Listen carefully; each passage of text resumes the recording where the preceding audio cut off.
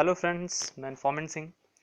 मैं आज आपसे एक इम्पॉर्टेंट टॉपिक पे बात करने वाला हूँ। ये आरक्षण से रिलेटेड है। रिसेंटली मोहन वैद्या, जो आरएसएस के एक थिंक टैंक माने जाते हैं, उन्होंने एक बयान दिया कि आरक्षण को बदलने की ज़रूरत है। आरक्षण का जो सिस्टम है उसे बदलने की ज़रूरत है, उसे चेंज करने की ज़रूरत है, और उस पर काफ़ी बवाल खड़ा हुआ। इसके पहले मोहन भागवत जी ने भी बयान दिया था, बिहार इलेक्शन के पहले। अभी उत्तर प्रदेश का इलेक्शन सामने है, तो बिहार इलेक्शन के पहले उन्होंने दिया था, तो उस पर काफ़ी बॉल खड़ा हुआ था और उससे जो है बीजेपी को काफ़ी लॉस हुआ, ऐसा माना जाता है। और उस समय लालू यादव, उन्होंने कहा था तुम आरक्षण खत्म करने को की कहते हो, हम इसे आबादी के अनुपात में बढ़ाएंगे। माई का दूध पिया है तो खत्म करके दिखाओ, किसकी कितनी ताकत है पता लग जाएगा। तो इन्होंने धमकी भरे अंदाज में कहा था ये। उसी के कुछ समय पहले ही इन्हें कोर्ट ने इलेक्शन लड़ने के लिए भी इनएलिजिबल पाया था। ये जो है उसके लिए जो है एलिजिबल नहीं थे इलेक्शन लड़ने के लिए, क्योंकि ये चारा घोटाला में इनका नाम आया था और उसमें जो है ये दोषी पाए गए थे। लेकिन ऐसे लोग भी जनता को प्रभावित करते हैं हमारे देश में। जब उन लोगों ने ये उस टाइम बैनर बनाया था बीजेपी अगेंस्ट रिजर्वेशन, और रिजर्वेशन के अगेंस्ट में अपने देश में कोई बात नहीं कर सकता, खासतौर से पॉलिटिशियंस। लोगों को भी धमकाया जाता है कि अगर आप रिजर्वेशन के अगेंस्ट में बात करो, या उसको रिव्यू करने की बात करो, या उस पर कोई कमेटी बनाने की बात करो, तो लोगों ने ये देखिए बीजेपी अगेंस्ट रिजर्वेशन का भी बैनर बना दिया। और पॉलिटिशियंस इसको बहुत अच्छी तरीके से यूज करना जानते हैं। इसे शुरू में अम्बेडकर जी ने जब लागू किया था रिजर्वेशन को, तो 10 साल के लिए लागू किया था। धीरे धीरे उसको बढ़ाते गए, टाइमिंग उसकी बढ़ाते गए, क्योंकि उन्हें पता है कि हाँ ये एक मैटर है जिसको भुनाया जा सकता है। बहुत ही सेंसिटिव मैटर है ये, लोगों के करियर से रिलेटेड, लोगों की जिंदगियों को प्रभावित करने वाला मैटर है। और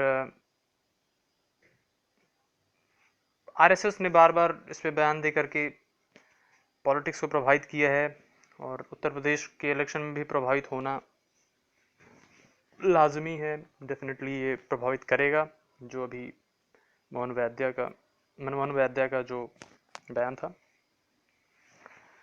तो दोस्तों, सच में रिजर्वेशन पॉलिसी को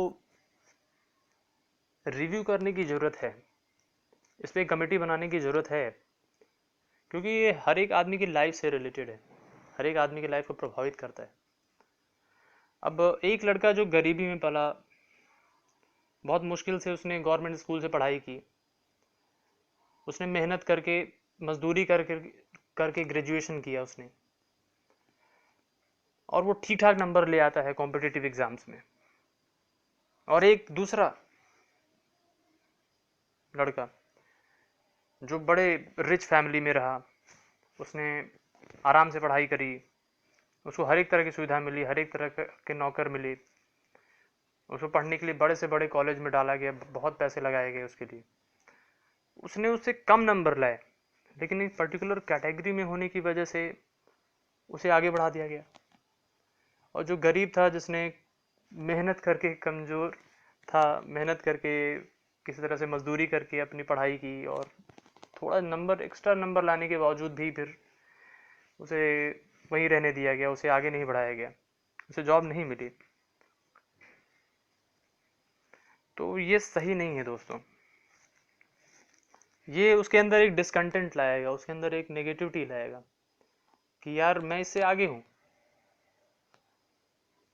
इसने तो मेरे साथ ही पढ़ाई की है, इसने मुझसे अच्छी पढ़ाई की, मुझसे अच्छी सुविधाएं मिली, लेकिन इसे क्यों दिया जा रहा है ये, और मुझे क्यों छोड़ दिया जा रहा है, मेरे साथ ये सौतेला व्यवहार क्यों किया जा रहा है, मेरी क्या गलती है इसमें। और सच में दोस्तों, गलती तो नहीं है उसकी। तो इसलिए रिजर्वेशन पॉलिसी को रिव्यू करने की जरूरत है। अब हर एक आदमी को रिजर्वेशन चाहिए, जाट खड़े हो गए, पटेल खड़े हो गए, राजपूत भी उत्तर प्रदेश में खड़े हो गए, कई जगह ब्राह्मण भी मांग रहे हैं। तो हर एक कैटेगरी को रिजर्वेशन चाहिए। कुछ लोगों का ऐसा कहना है कि सभी को धीरे धीरे रिजर्वेशन दे दो। कई जगह पे वोट परसेंटेज 50% था, 70% कर दिया गया रिजर्वेशन का। तो धीरे धीरे बढ़ा करके कहीं 100% ना हो जाए तो दोस्तों रिजर्वेशन। आरएसएस एक देश व्यापी संस्था है, पूरे देश भर में ये काम करती है। और इसने जो है एक मतलब एक सही बात कही कि हर चीज को रिव्यू करने की जरूरत है। मतलब अगर पॉलिटिशियंस इसमें अपना जो है हस्तक्षेप नहीं कर पा रहे हैं किसी कारण से, पॉलिटिकल रीजन से, तो इसमें रिव्यू करने की जरूरत है। नहीं तो ये डिवाइड का कारण बनेगा। एक बहुत बड़ा ग्रुप जिसे लोग जनरल कैटेगरी के नाम से जानते हैं, उनके साथ ये भेदभाव जैसा, सौतेला व्यवहार जैसा हो गया। उन्हें सेकंड सिटीजन का जो है कैटेगरी में रख दिया गया है कि पहले ये दूसरे नंबर के सिटीजन हैं, इनको हर चीज में बाद में देखो। तो देखिए, मोहन भागवत ने बाद में, इन्होंने भी बाद में यू टर्न ले लिया, क्योंकि इनके ऊपर भी शायद पॉलिटिकल पार्टीज का और इनकी खुद की जो, जैसे कहते हैं जिससे ये अलाइन है भाजपा, उसका भी जो है दबाव था। तो कोई इसके अगेंस्ट में बोलना नहीं चाहता, कोई इसके अगेंस्ट में खड़ा नहीं होना चाहता। और ये कहीं पे 70% बढ़ा दिया जा रहा है, कहीं 80% कर दिया जाएगा, और कुछ समय बाद पूरी तरह से रिजर्वेशन ही कर दो तो एक कैटेगरी तो एलिनेट होगी पूरी तरह से। और वो कैटेगरी अगर एलिनेट होगी तो अपना रास्ता जरूर ढूंढेगी वो। और जब एक कैटेगरी एलिनेट होती है, जब उसे अलग थलग किया जाता है, तो वो ज़्यादा यूनाइटेड हो जाती है वो, अब वो नुकसान का कारण बन सकती है। वो वो उसे सपोर्ट की ज़रूरत है। साथ ही साथ हर एक को सपोर्ट की ज़रूरत है। अगर किसी को कोई प्रॉब्लम है, किसी के पैर में अगर चोट लग गई है, तो उसे आप सीधा व्हील चेयर पे मत बिठा दो, आप उसे सक्षम बनाओ। आप जो है रिजर्वेशन के बेस पे किसी को आगे क्यों बढ़ा रहे हो? आप उसे इसके अंदर स्किल डालो। आप फ्री में चीज़ें क्यों बांट रहे हो? दाल चावल फ्री में दे रहे हो? आप स्किल डालो उसके अंदर, उसको नौकरी दो, उसके अंदर आत्मसम्मान की चीज़ डालो कि वो आत्मसम्मान के साथ खुद जो है मेहनत करे, खुद कमाए और खुद खाए। उसके अंदर स्किल डालो। फ्री में बांटने वाला सिस्टम ये पॉलिटिक्स है दोस्तों, कि एक आदमी से लिया और दूसरे आदमी को फ्री में दे दिया।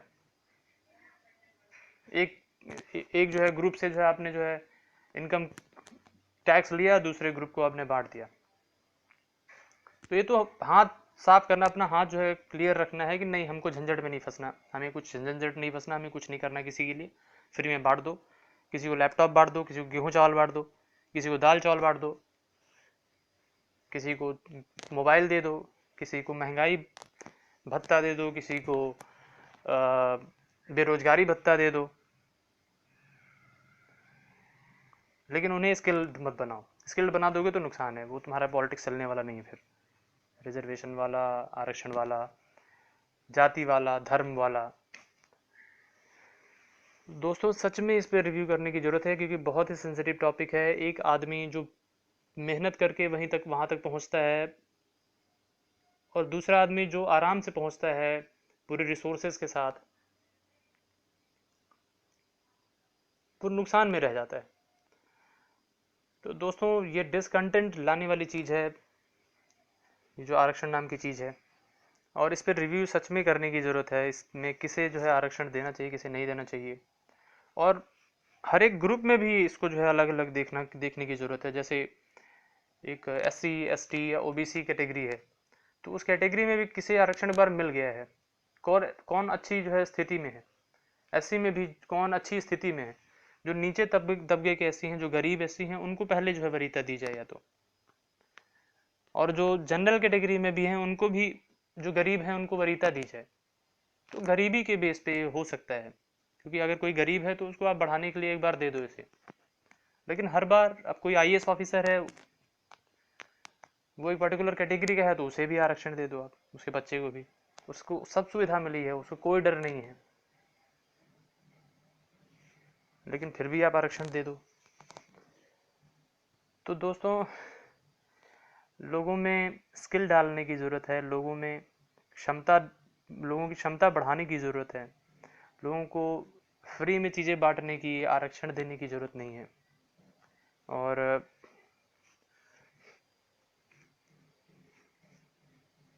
मनमोहन वैद्य ने जो चीज़ कही, नीड्स अपॉर्चुनिटीज़ नॉट कोटा, सच में उन्हें अपॉर्चुनिटी चाहिए। पॉलिटिशियंस ने उन्हें भटका रखा है, एक कैटेगरी को, एक ग्रुप को, कि नहीं आपको कोटा ही सब कुछ है आपके लिए। और लोगों में स्किल डालोगे तो देश आगे बढ़ेगा। एक एक कम्युनिटी को, एक ग्रुप को आप पीछे छोड़ करके आगे नहीं बढ़ सकते। उससे देश में विभाजन की स्थिति बनती है, उससे देश में डिसकंटेंट बढ़ता है, दुख बढ़ता है, और प्रॉब्लम्स ही बढ़ेंगी फ्यूचर में जा करके। एक एक ग्रुप को आप एलिनेट करके, अलग करके, आप नुकसान की स्थिति में ही रहोगे, उससे फ़ायदा होने वाला नहीं है। तो दोस्तों, मैं आपसे कहूँगा कि ऐसे लोगों के अगेंस्ट में आप आवाज़ उठाइए जो सिर्फ जो है पॉलिटिक्स करते हैं, चाहे वो कांग्रेस हो, चाहे बीजेपी हो, चाहे वो कोई भी पार्टी हो। और सही चीज़ों के अगेंस्ट में खड़े होने की हिम्मत रखिए, भले वो आपका नुकसान या फ़ायदा हो। अपने नुकसान फ़ायदे के बेस पे हर चीज़ मत सोचिए।